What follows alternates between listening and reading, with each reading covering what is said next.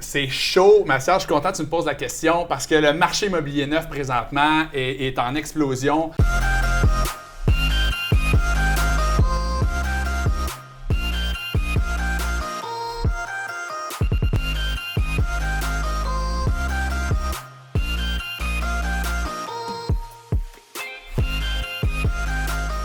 Bonjour tout le monde, aujourd'hui je suis tout seul, je suis pas avec mon collègue JP, mais je suis avec un homme d'exception, Mathieu Dupuis. Donc aujourd'hui on va parler de multilocatif neuf, donc multilogement neuf. On en parle beaucoup, mais ça brasse tellement actuellement le multilogement neuf, on n'a pas le choix. Donc Mathieu, enchanté. Merci Matt de l'invitation, bien heureux de plaisir. participer à votre capsule. Excellent, donc Mathieu est un de mes clients, donc on a fait quelques financements ensemble. Et Mathieu est un excellent prospecteur. Donc, il m'amène des deals, des fois, je suis comme, tabarouette, c'est assez plaisant. Donc, Matt, présente un peu ton organisation, explique-moi un petit peu qui tu es.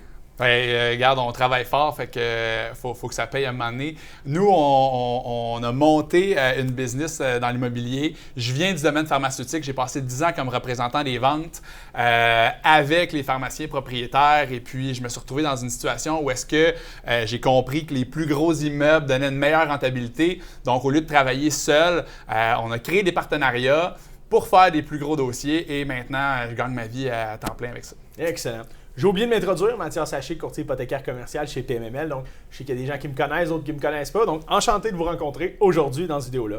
Matt, là, je veux que tu me parles les avantages du neuf. C'est quoi les avantages du neuf? C'est chaud, ma sœur, je suis content que tu me poses la question parce que le marché immobilier neuf présentement est en explosion. Un des gros avantages, c'est qu'il n'y a pas de régie du logement. Donc, la régie n'impose pas une augmentation maximum des loyers annuellement. Ce qui fait que si dans un secteur X, les loyers montent en flèche, nous, on peut aussi monter la performance de notre immeuble en ajustant le loyer au vrai prix du marché. Il y a des constructeurs aussi qui louent plus rapidement les immeubles aussi, ce qui permet d'avoir une je l'ai dit dans certaines vidéos, puis je me répète, on peut optimiser un immeuble neuf, pas en le rénovant, mais en ayant une certaine... en pouvant le louer un petit peu plus cher. Exact. Bon, ça, toujours en respectant les locataires, bien évidemment, mais des fois, il y a des constructeurs qui louent plus rapidement, puis ça nous permet de garder une belle ajout à ce niveau-là.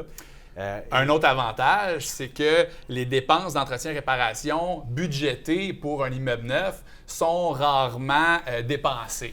Donc, sur papier, des fois, c'est un peu moins rentable, mais en vrai, là, souvent, il n'y a pas de capex dans un immeuble neuf. Hein, exact. Capex très bas. Et donc, dans 5, 10 ans, 15 ans, notre immeuble, dans la durée de vie d'un immeuble, reste grosso modo quand même jeune. Et disons qu'un immeuble neuf, dans 25 ans, va être de bien meilleure qualité qu'un immeuble aujourd'hui qui a 25 ans d'âge. Exactement. Donc, Matt, ça m'amène à une question qui est quand même très importante. C'est quoi l'importance de la valeur économique dans un dossier? Puis c'est quoi la valeur économique? Premièrement, il y a peut-être des gens qui ne connaissent pas ça. Ouais. Explique-moi ça un peu. La valeur économique, je ne l'explique pas à toi, mais c'est très simple en réalité. C'est à partir des revenus nets de l'immeuble, on applique une constance hypothécaire qui est une donnée empirique choisie par les institutions financières pour donner cette valeur-là. Donc, grosso modo, c'est basé sur les revenus nets ainsi que la qualité de l'immeuble, son emplacement, etc. Et de ne pas savoir c'est quoi sa valeur économique, c'est un peu comme faire du skidoo podcast. Honnêtement, c'est la porte de sortie, c'est de vraiment être capable de prévoir qu'est-ce qu'on va faire avec notre immeuble au refinancement. Donc, que ce soit un refinancement dans 1 an ou dans 5 ans, on doit connaître la valeur économique, c'est primordial. C'est les chiffres qui parlent. En valeur économique, c'est les chiffres qui parlent. Donc, c'est primordial de savoir où on s'en va. Comme tu dis si bien, c'est dangereux de s'embarquer dans un projet. Quand on ne connaît pas notre valeur économique, on n'est pas capable de planifier où on va être dans 5 à 10 ans, là, tout simplement.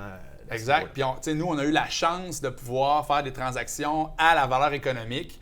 Et ça a grandement contribué à nous donner un retour sur investissement là, puissant. Très intéressant. Ouais. Super. De toute façon, quand tu m'envoies un dossier, tout le temps bien calculé, donc on arrive pas tout le temps proche des valeurs économiques. Donc ça, c'est plaisant. Et quand tes clients savent un peu où ça s'enligne, puis il y a de plus en plus de clients qui s'intéressent à ça, donc on essaie d'aider tout le monde pour pouvoir expliquer ça comme il faut. Et Matt, pour terminer, là, j'aimerais savoir comment tu planifies tes partenariats actuellement? Alors, on le sait, il y a eu quelques points qui étaient un peu plus difficiles là, avec la COVID et tout ça. Le marché n'a même pas ralenti. Les gens pensaient que le marché allait ralentir, ça n'a pas ralenti. Skyrocket. Il y a plein de monde qui se sont dit « Hey, la bourse, c'est pas une valeur refuge, c'est plus difficile. Donc, mon argent... C'est spéculatif versus de la brique, du bois, des beaux signés. Exact. C'est tangible. Les gens se logent, donc c'est prioritaire d'avoir un logement. Donc, c'est un investissement qui est très sûr, l'immobilier. Comment tu structures tes partenariats? Puis là, je viens de faire une phrase extrêmement longue pour une petite question.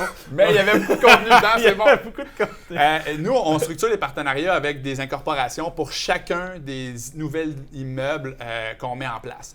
Donc, on monte des conventions des actionnaires, des conventions de gestion. Évidemment, on gère nos projets. Nos projets sont tout inclus. Donc, dans la gestion, on s'assure de mettre sur papier les responsabilités qu'on a en tant que gestionnaire. Et oui, je crois que pour finir avec ta deuxième question qui est intégrée dans la première, le marché est super chaud présentement. C'est un excellent temps pour investir et préparez vos financements. Vous avez des gars qui donnent de l'excellent service à ce niveau-là. Soyez prêts, soyez dans le marché, passez à l'action et surtout, osez viser grand. Exact. Donc, ça ne peut pas mieux conclure cette vidéo-là. Le but du vidéo était simplement de faire une vidéo qui est très courte, mais qui explique vraiment un peu où l'engouement s'en va actuellement. Le marché du neuf est très, très, très lucratif. Et parce qu'il y a plein d'affaires à dire, je vais refaire un PS. Il manque 50 000 logements au Québec selon les statistiques du gouvernement. Exact. Et ils n'ont pas encore ouvert les portes de l'immigration. Donc, la demande pour les immeubles neufs est encore super forte. On en a, on ne peut pas prévoir, mais on en a au moins pour 5 ans, peut-être même 10 ans à bâtir du neuf. Moi, je ne veux pas manquer l'opportunité. Donc, on est all-in là-dedans. Exact. Merci tout le monde d'avoir écouté. Mathias Haché, courtier hypothécaire commercial chez PMML.